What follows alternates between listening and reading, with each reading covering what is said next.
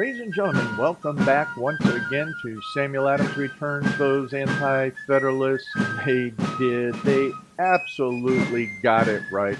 And this is Tom Nivolis, your host. And we did some follow-up blog on SamuelAdamsReturns.net that takes us into a little bit more detail on the follow-up of what happened with last week's program as we were talking about the riot in Boston and that historical perspective and what does it mean relative to this very moment, this very day, and all of the rhetoric that we're getting from both sides of the political arena that does not touch necessarily on the real values and principles of who we are as a people and who we should be as a people.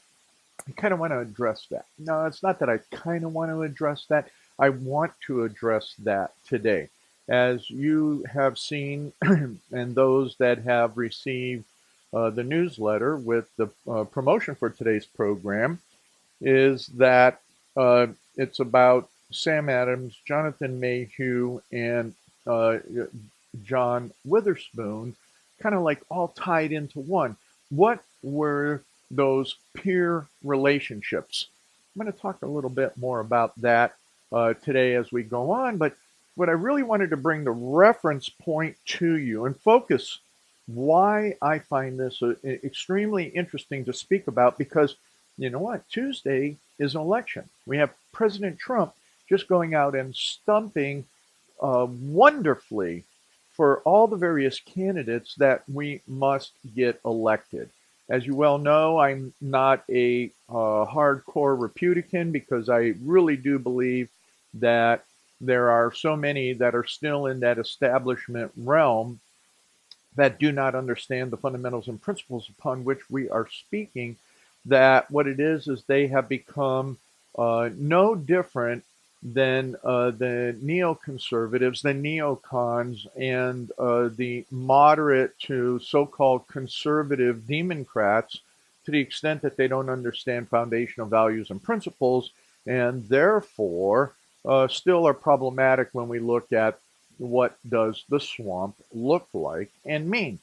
So with that, I thought it very, very interesting from, let's see if I can find a date here. I don't know that I can, but in the online news source that one of them that I like to use called The Federalist, there is a article done from a poll, and it's extremely relevant to our conversation today because as we look at elections, we're going to be talking about, the little bit of a reference on Mayhew, a strong reference on Witherspoon, and then I'm going to talk about something that I keep threatening about, but I'm going to delve into is some of that theological slash cultural moral perspective of our foundation in retrospect as we look at what is going on today. So, in the this Federalist article, which the link is there for you from the promo, as well as it'll be on the YouTube portion, as well as it'll be in the archives at SamuelAdamsReturns.net. This article is poll colon Democrats trust Amazon, but not religion. And Republicans trust the military, but not the media. That's the headline. That's the poll. Okay. And it goes on that for decades, polls have documented a continuous slide in America's confidence in public institutions, but a new one also finds the confidence diverging among political leanings.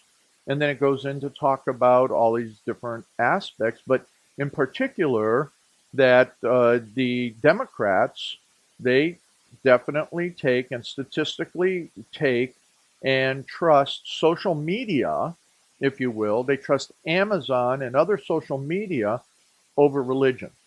And that's what's prompting this whole conversation today. I do want you to go look, if you will. as I always do, I put up a lot of references for the programs. And, I'd really like you to take a look at this article because it's really lengthy. Goes way past the 500 word type thing that you would put in a blog post. But it's out there. It's trending. It's about culture. It's about what is it that we trust as Americans. And I find it very, very sad that a lot of Republicans will trust the military or some other entities as that. But together, both Democrats and Republicans have a hard time trusting Congress because Congress, as we well know, and where we are, especially from a bureaucratic perspective, is not what the founders intended for good governance and what it should mean and how we should function. So, we could go off onto that. I've talked about that extensively. I've talked about it from both the Federalist and the Anti-Federalist perspective.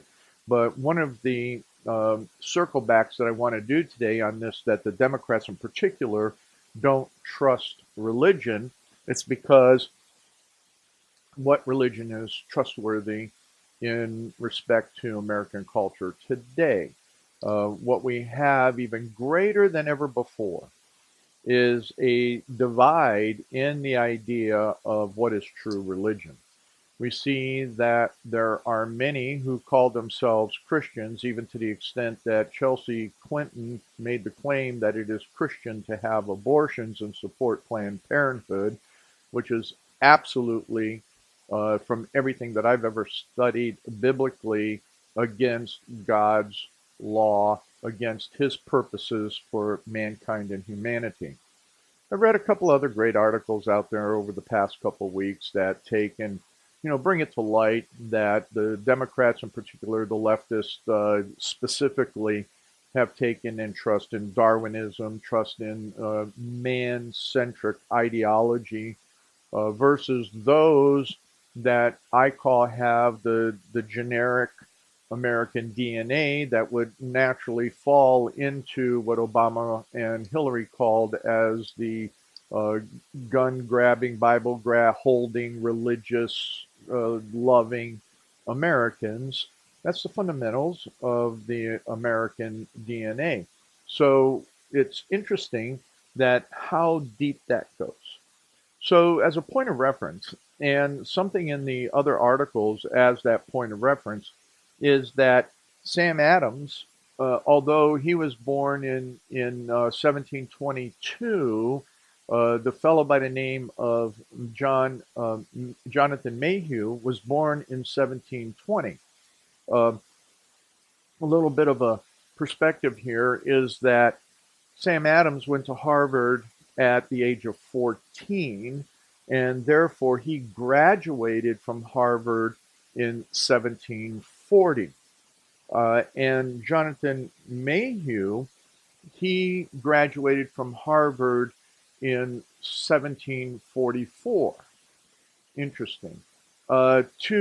Also, in respect to the other character that I was talking about here, is that Witherspoon was born in 1723, and he came to America in 1768. So, very, very interesting. But he was caught up in a revolution. He was caught up and captured during the Highlander Uprising in 1745, 1746, and he ended up in prison for a while. Isn't that interesting? During that period of time that Witherspoon was caught up in this Highlander Uprising in Scotland. So these guys are peers, ladies and gentlemen. You have Sam Adams, born 1722, Jonathan Mayhew, 1740. Um, their time frames of when they went to college, graduated from college. Adams went to become a minister, but as he studied law and history and the context of all of that, instead he received a AAM degree which means that he received a degree in law. And he went on to get his master's also in law. So was he a lawyer? No. Was he, very active politically? Yes. Was he in a peer group with Mayhew? Absolutely. Do you think that they both heard Whitefield come through and preach at that time? Without a doubt, because we know that Sam Adams' sister was a pen pal with Whitefield. Do we believe that Witherspoon had that great influence from a very strong Reformation perspective? Without question, when it comes into the context of everything that he wrote? So what we're going to do is we're going to focus in on these guys, and we're going to focus in on some of these other ministers, especially as we get into the next two segments of the program. But ladies and gentlemen, what we don't have today is we don't have that fundamental peer character Reformation background within the context of our ministers and churches in America today.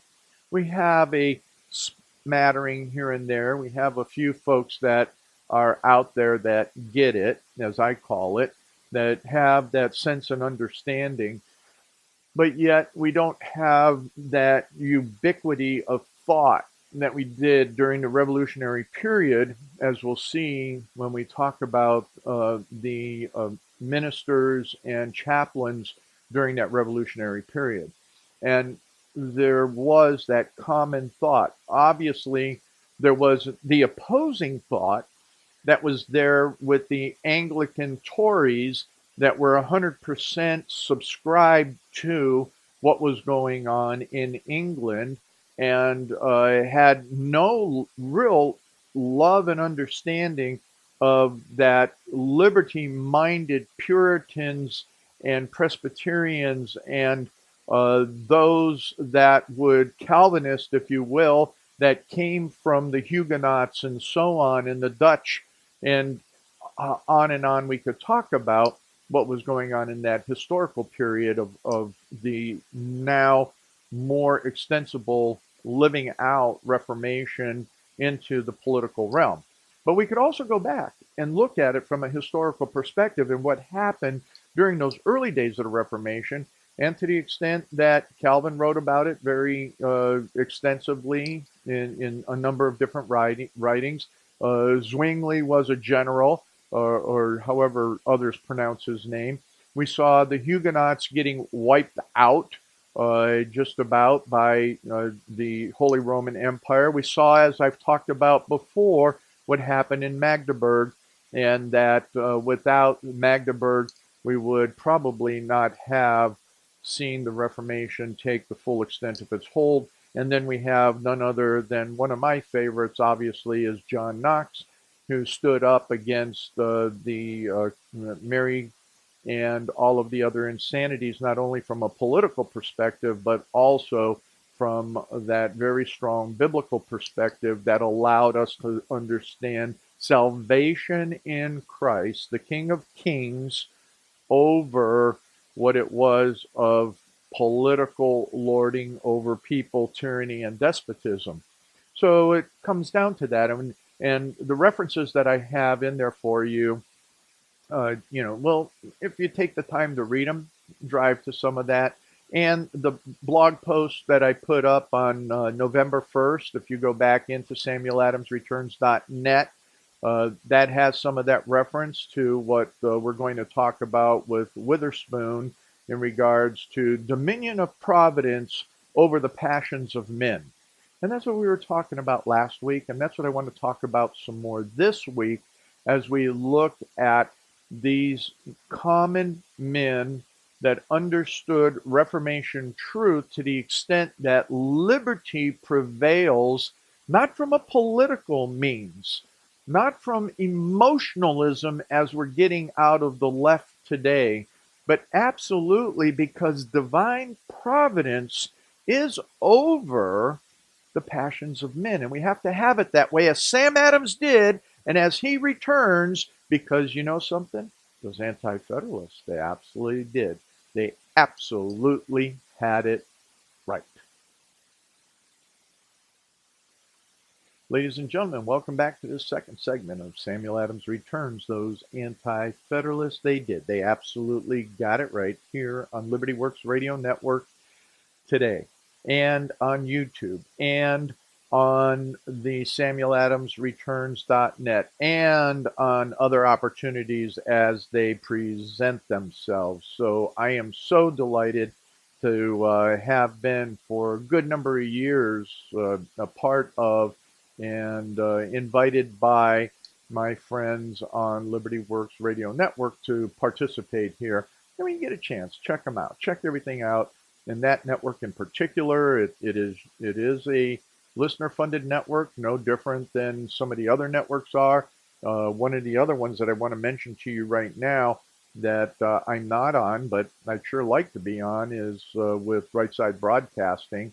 They are doing a phenomenal job of taking and covering all of President Trump's rallies. They have been doing it from the very beginning of the campaign or as soon as they got into the campaign, and continue to do so. So I just wanted to give a shout out to those folks at Right Side Broadcasting as well.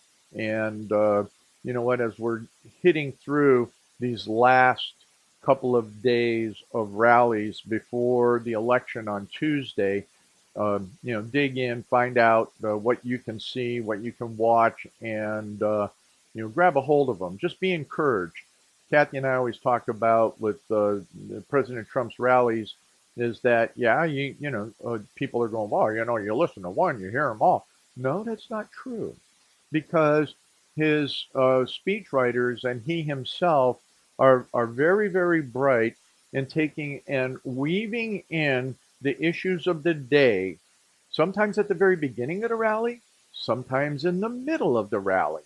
But we need to hear from our president because we're not getting it, and you never will get it in the mainstream media, which goes back to some of what I talked about last week relative to Boston and the mainstream media and what happened in the media even back in at the foundation of this nation. But more so, what's happened to the culture. The culture is always a culture war, if you want to call it that, but even greater than a culture war, ladies and gentlemen, it is a war that started in the Garden of Eden.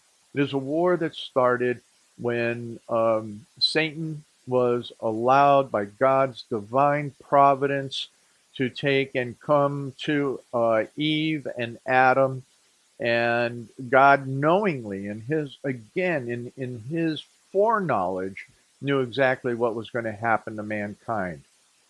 And part of that foreknowledge, and I really appreciate, the pastors that say, the way to interpret scripture is by reading scripture. I absolutely believe that without question, although there are, other, and I would say that I really don't I don't really appreciate any theologian after 1830, period. I just don't. I just think that everything that can be said has been said, especially if we look at those Reformation theologians in particular. So when I reference the Reformation, or when I reference theological perspectives and thought, Bible, interpreting Bible is absolutely first and foremost. And if you reference anything beyond that, then in my opinion,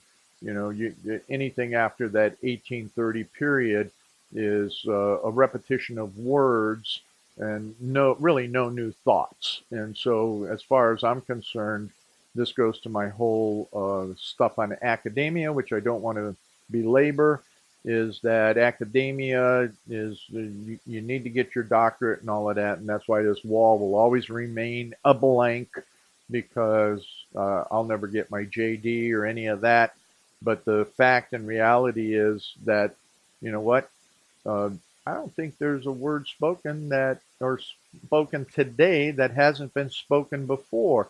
And the fact that we are in this battle that has been, and it is not an eternal battle. All it is a battle until God ends time and completes all of his work according to his purposes, which is exactly what Witherspoon preached in 1776 in his sermon on dominion of providence over the passions of men. It became a very profound sermon that not only was reprinted in Philadelphia, but across all the colonies.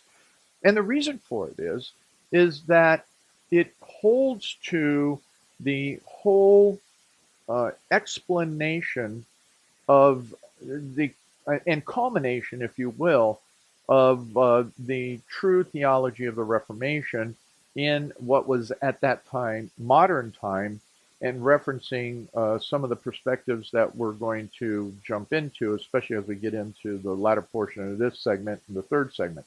But one of the things that I wanted to bring to your attention, and I set it up, in the last segment, was that contemporaries were many, but being primary contemporaries for today's program was Sam Adams, Jonathan Mayhew, and of course, who we're talking about in Witherspoon.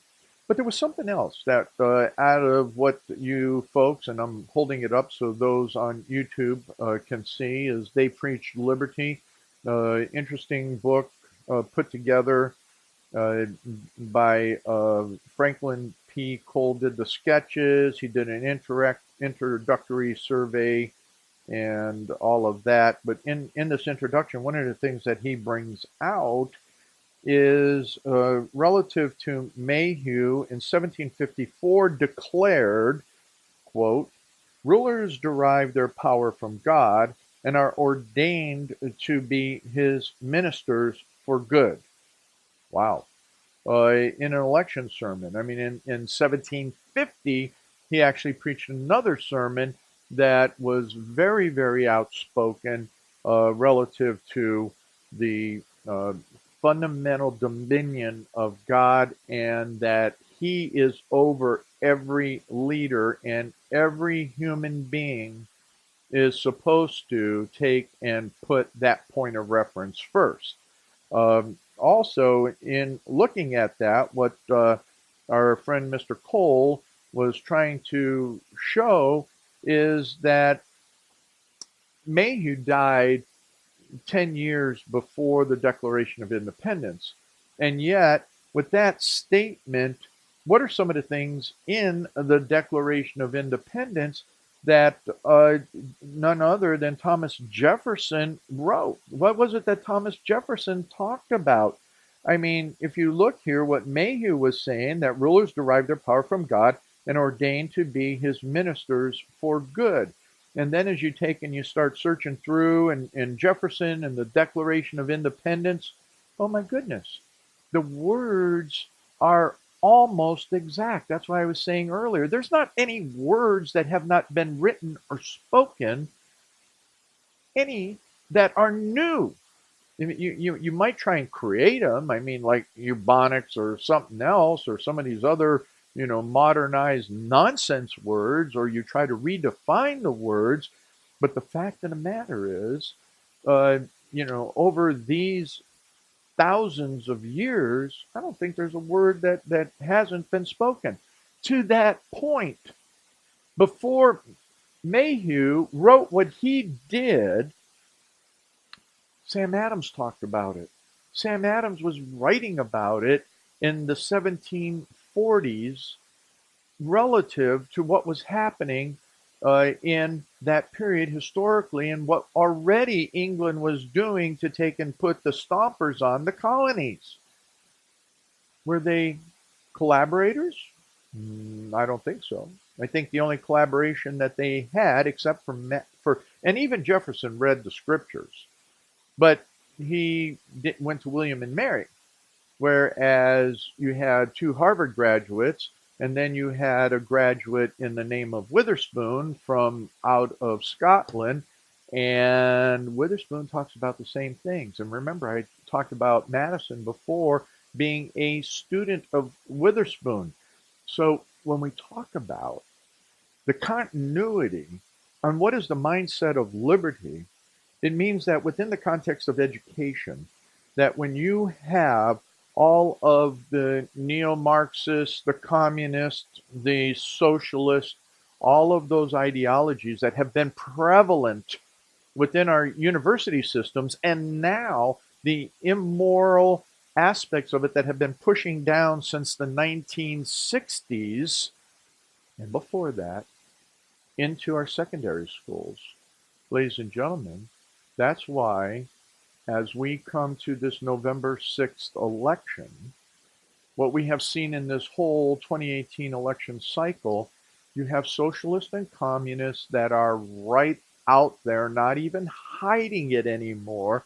They're right out there running for office. And they made it through the primaries. And there's some that may make it through on November 6th. God have mercy on us on that. But it's our own fault. It's our own fault because we don't have the they preached liberty pastors, and we haven't had for 2 generations. We haven't had since, quite frankly, the social gospel started coming into effect in the 1850s. Wow, that's going back. That's going back almost 200 years at this point in time. 1850s when the social gospel started coming in, socialism starting encroaching into the churches, and socialism started encroaching into local governance as well as every other aspect of what we have in the idea of governance in this very day.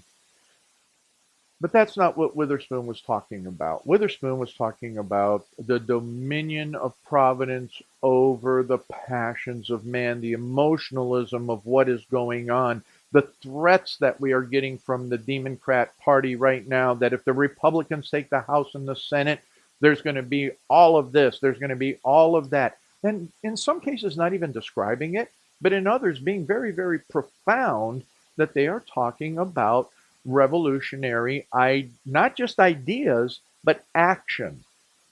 Ladies and gentlemen, the American Revolution was not based on ungodly principles and ungodly ideologies on self-definition of what is. No, it was based on those fundamentals of the Reformation, and that the dominion of providence, the dominion of God, overshadows all things, overshadows everything.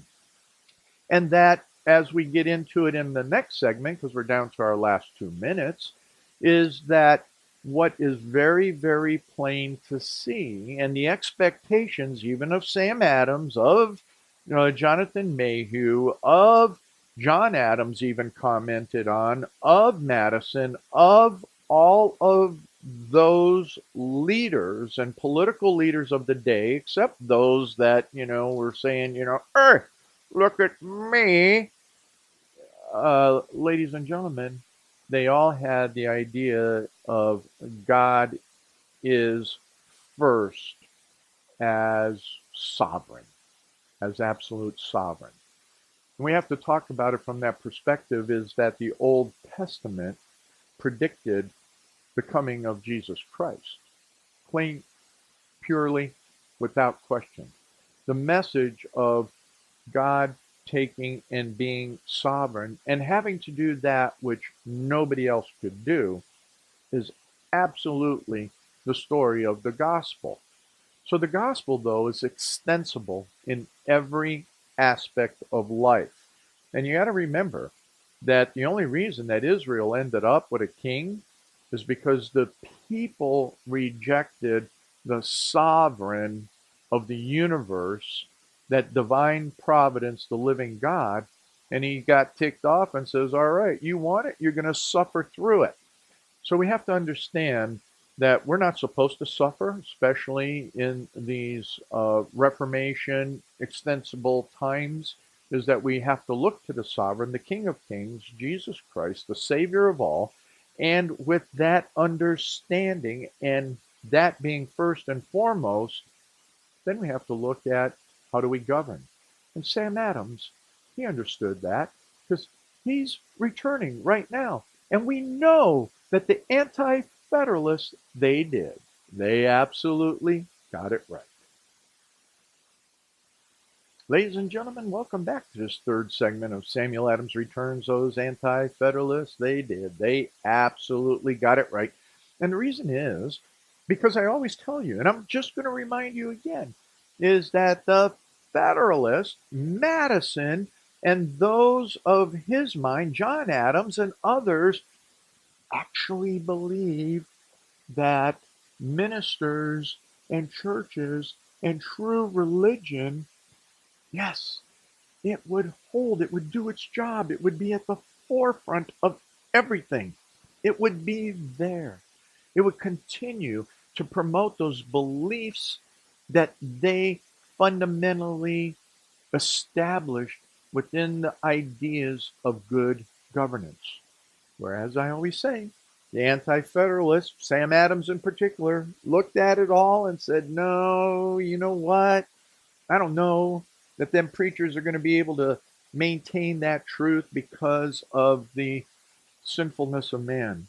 And some of the things that Witherspoon wrote about, Sam Adams talked about, is the frivolity of life, the ease and the breakdown of morality and virtue when people become too lax, too rich, too involved in various things. Very, very interesting pamphlet, booklet that Witherspoon wrote is that on what the theater does to break down morality and virtue of the citizenry. Wow. Let me think about that today. Let's bring that up to modern times, and that reference is there for you as well to take a look at if you have the intestinal fortitude to go read some of this truth.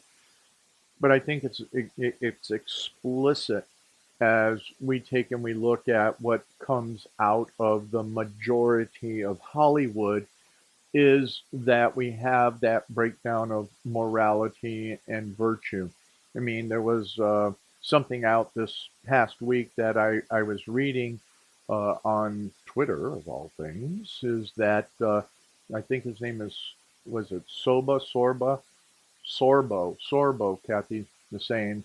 He's got a new film out. You know, he's part of a film, and it's a Christian-based type of film, very moral, no vulgarity, no nudity, nothing like that. And yet, the rating system in Hollywood has rated it with an R. Rated it with an R. Why would they rate it with an R? Because it's wholesome, and they don't want they want you to see all the garbage that's out there.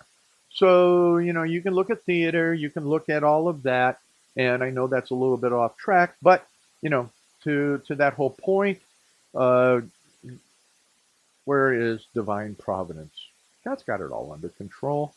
Don't be fooled. God has it all under control. He owns it all, and He's going to fulfill everything according to His purposes. So as we do look at this November to vote, uh, look at it once again from that moral perspective. Who will and what ideologies are tyrannical, totalitarian, and despotic? What ideologies hold truer to the foundational values and truths that were, in fact, that which were there at the foundation of the nation? So, you know, I think I want to just jump through kind of like towards the end of here what Witherspoon wrote when it comes to this sermon. There's a lot there. I mean, the thing's only 21 pages when you really look at it, and so yeah, it's kind of interesting, you know, that a sermon that long, 21 pages. Holy smokes! I don't think you can get anybody to keep their butts in the seat long enough to hear a sermon like that in this day and age. So let's see if I can slide back here. Here's something that I think we want to close it up with, and I think I have this in also the blog post up there on SamuelAdamsReturns.net from November 1st. By firmness and patience, I mean a resolute adherence to your duty and laying your account with many difficulties as well as occasional disappointments. In a former part of this discourse, I have cautioned you against ostentation and vainglory. Be pleased farther to observe that extremes often beget one another. The same persons who exult extravagantly on success are generally more liable to despondent timidity on every little inconsiderable defeat. Men of this character are the bane and corruption of every society or party to which they belong, but they are especially the ruin of an army if suffered to continue in it. Remember the vicissitudes of human things and the usual course of providence. How often has a just cause been reduced to the lowest ebb, and yet, when firmly adhered to, has become finally triumphant? I speak this now while the affairs of the colonies are in so prosperous a state, lest this propriety itself should render you less able to bear unexpected misfortunes. The sum of the whole is that the blessing of God is only to be looked for by those who are not wanting in the discharge of their own duty. I would neither have you to trust in an arm of flesh, nor sit with folded hands and expect that miracles should be wrought in your defense. This is a sin which is in Scripture styled tempting God. In opposition to it, I would exhort you as Joab did the host of Israel, who, though he does not appear to have had a spotless character throughout, certainly in this instance spoke like a prudent general and a pious man. 2 Samuel 10:12. Be of good courage, and let us behave ourselves valiantly for our people and for the cities of our God. And let the Lord do that which is good in his sight. And then he goes on to a further conclusion as to what that all is. Look, the whole point of it is you can't just sit back on your duff, okay? You got to get out and vote. You need to be involved. You need to understand that above any political sense, anybody out there, any politician, any education, anything, there's only one aspect that is critical in life, and that is your relationship with the living God, and to the extent that he is sovereign in all things. And therefore, as we look at that sovereignty in those all things, we know that we should act accordingly. We should act accordingly. When some of the ministers out there and just really interesting people, all right, and these were chaplains as well that I wanted to bring to bear. It's the clergy and chaplains of the American Revolution. I think it's something interesting. It's one of those types of things you got to chew through over a period of time. It's like 400 and some pages, but it gets into the characters of different people. I wanted to bring out a couple people in these last, what do I got, about 5 minutes, Kath? I got 6 minutes left here, ladies and gentlemen. So here's a guy that, I never heard of before, but this is for all of my Baptist friends out there in particular, is a gentleman by the name of John Gano, Gano, the Baptist of Virginia. Gano talks about Gano's early life. He talks about the visits to the South and his preaching, that he was arrested for it. He was arraigned for preaching, especially as a Baptist, but he was acquitted, and he was then licensed. Then the antidotes of his coolness and courage how he settled in North Carolina. He was offered a captain's commission in the army against the Cherokees, and he declined that. He returns north, finally settling in New York. His congregation is broken up, and for reasons you'll have to go read. He joins the army as a chaplain under fire at White Plains. So it was the Battle of White Plains that he was a chaplain, and again, he was there at Trenton. He was a chaplain under Clinton at Fort Montgomery. He describes this and the taking of the fort with Clinton's brigade at Albany. And then as its chaplain, he talks about that in the expedition against the Indians. And then he has anecdotes of him in this campaign. He has a sermon on the 4th of July, his faithfulness, and then how he goes south with the army, advancing against Cornwallis, and he returns to his church at the close of the war, and then he ends up moving to Kentucky, and he dies in Kentucky. Interesting. Interesting on, here's this guy, obscure name, you would think, but he had the significant aspect of everything that he did there. Let's talk about this other guy real quick, Daniel McCullough. Talks about his birth. He graduates at Princeton when he was 18 years of age. He sat under Witherspoon, studies for the ministry, settles in Pennsylvania. He's appointed chaplain under General Thomas, is taken prisoner in the attack on the Three Rivers, thrown into a prison ship. His suffering and fortitude, talks about all of that. His release on parole, and then he flees to Virginia and settles in South Carolina. Wow. Wow. Just very, very interesting stuff. Let's talk about Israel Evans. What about his character? He's ordained chaplain in the army, remains with it in New Hampshire Brigade throughout the whole war, stands beside Washington at Yorktown. Anecdotes of him and Washington together, his sermon on the field of battle, and then he settles in Concord, New Hampshire. Interesting. Okay. Let's see another obscure kind of guy. Let's talk about Moses Allen, his early life, his friend. He's a friend of James Madison. Settles in Midway, Georgia. His patriotic efforts. Chaplain in the army. His house and church are burned. In the battle before Havana, is taken prisoner, confined on a prison ship.